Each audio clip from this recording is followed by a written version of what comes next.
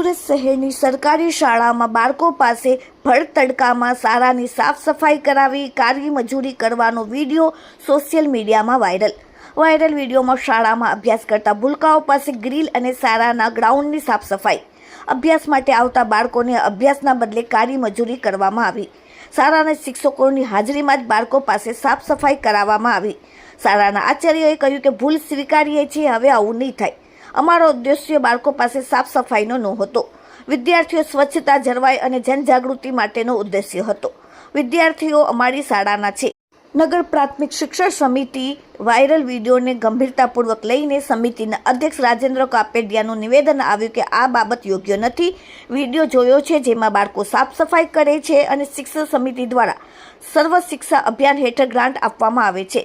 હાલ જે સાફ સફાઈ માટે વધારાની ગ્રાન્ટ પણ સરકાર દ્વારા શાળાને આપવામાં આવે છે। સફાઈ માટે શાળાના કર્મચારીઓ છે જેના પાસે સાફ સફાઈ કરાવવાની હોય છે। આ બાબતને સમિતિ ગંભીરતાથી લઈ છે અને નિરીક્ષકોની ટીમ શાળાને સ્થળ પર તપાસ માટે મોકલવામાં આવશે અને ટીમના રિપોર્ટ બાદ કસૂરવારો સામે ચોક્કસ પગલાં લેવામાં આવશે।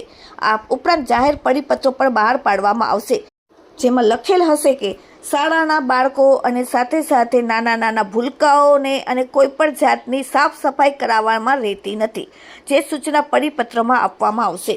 Bureau report, daily India TV.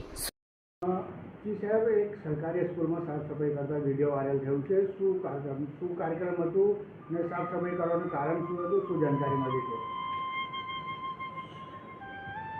શાળા નંબર 307 અને 308નો એક વિડીયો વાયરલ થઈ રહ્યો છે અને કોઈક શિક્ષક કે કર્મચારી દ્વારા બાળકોને સૂચના આપીને ગ્રીલની સાફ સફાઈ કરાવે છે એવો વિડીયો વાયરલ થયો છે।